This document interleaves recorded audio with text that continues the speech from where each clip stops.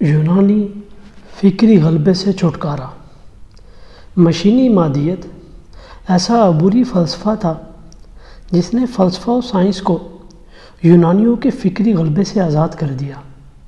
یونانیوں نے سوچ کو جن طے شدہ خطوط اور متعین زاویوں میں قید رکھا تھا، مشینی مادیت نے ان بندھنوں کو توڑ کر سوچ کی نئی جہتیں متعارف کرائیں۔ ارسطو کا خیال تھا کہ طبیعیات کا علم دنیا کو سمجھنے کی کنجی ہے، مگر اس کی طبیعت آج کی طرح کی طبیعت نہیں تھی۔ اس کا کہنا تھا کہ ہر شے اپنے مقصد یا غائد کی طرف سفر کرتی ہے۔ غائد کا مطلب ہے پہلے سے طے شدہ۔ ارسطو غائد کو ایک مثال سے اس طرح واضح کرتا ہے کہ شاہ بلوط کا ننھا سا بیج اخوا بن کر دھرتی سے پھوٹتا ہے۔ اس کی نشو نما یا حرکت کا مقصد یہ ہے کہ وہ درخت بن جائے۔ مقصد و غائد ہی حرکت و تغیر کا اصل سبب ہے۔ جب کوئی شے حرکت میں آتی ہے یا تغیر پذیر ہوتی ہے تو کوئی چیز اسے پیچھے سے نہیں دیکھے لے رہی ہوتی، بلکہ اس کا مقصد یا اس کی غائد سامنے سے اسے کشش کر رہی ہوتی ہے۔ لہٰذا مقصد یا غائد آغاز سے پہلے ہوگا، اگرچہ وقت کے لحاظ سے وہ بعد میں آئے گا۔ یہ تھا وہ پہلے سے طے شدہ مقصد جس کو کسی بھی سائنسی تجربے سے پہلے تلاش کرنا لازمی سمجھا جاتا تھا۔ کئی تجربی شواہد کو غائد کے نام پر جھٹلا دیا جاتا۔ صدیوں سائنس کا راستہ ارسطو کی غائد نے روک کے رکھا۔ ارسطو کے نظریات کو جھٹلانا مرتد ہونے کے برابر تھا۔ برونو بائر کو بائبل کے جھٹلانے پر نہیں، بلکہ ارسطو کے نظریات کو باطل قرار دینے پر اٹلی میں آگ کے شعلوں میں جلا دیا گیا۔ گلیلیو کی قید بھی دراصل ارسطو کے نظریات کو جھٹلانے کا نتیجہ تھی۔ مذہبی لوگوں نے ارسطو کی غائد کا بہت فائدہ اٹھایا۔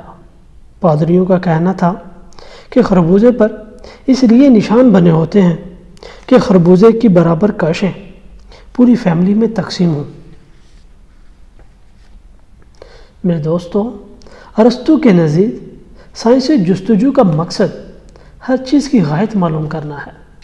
ہر کائناتی مذہب کی توضیح اس کے لیے ایک خاص مقصد قرار دے کر کی جا سکتی تھی۔ ارسطو کی غائد کا دائرہ مادی دنیا سے سماجی دنیا تک پھیلا ہوا ہے۔ اس کے نزدیک پتھر نیچے کیوں گرتا ہے؟ اس کی ایک غائد ہے۔ تو آدمی غلام کیوں ہے؟ اس کی بھی ایک غائد ہے جو پہلے سے طے شدہ ہے۔ 18ویں صدی تک عام آدمی یہ بھی جاننے لگا تھا کہ زمین جب اپنے ہی محور کے گرد گھومتی ہے تو اس کے نتیجے میں دن اور رات پیدا ہوتے ہیں۔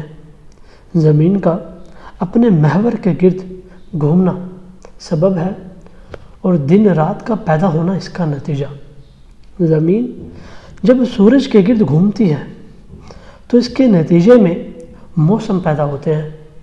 زمین کا سورج کے گرد گھومنا وہ سبب ہے جس کے نتیجے میں موسم تبدیل ہوتے ہیں۔ بیکن وہ پہلا شخص تھا جس نے کہا کہ ارسطو نے سائنس میں مقصد و غائد کو داخل کر کے سائنس کو سخت نقصان پہنچایا ہے۔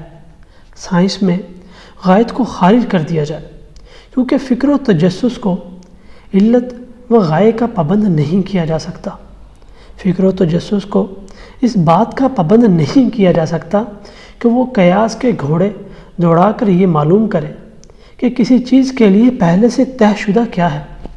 سائنس اور فکر کے لیے ضروری ہے کہ اس کا مواد خالص مشاہدہ اور تجربے پر مبنی ہو۔ آخرکار مشینی مادیت نے ارسطو کے فکری نظام کو ملیہ میٹ کر دیا۔ تاریخ انسانی کا یہ وہ انقلابی موڑ تھا جس پر حتمی مقاصد کی جگہ میکانیکی علتوں نے لے لی۔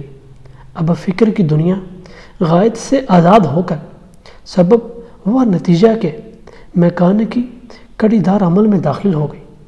اسباب و علل کے سلسلے کو ہی مشینی مادیت کہتے ہیں۔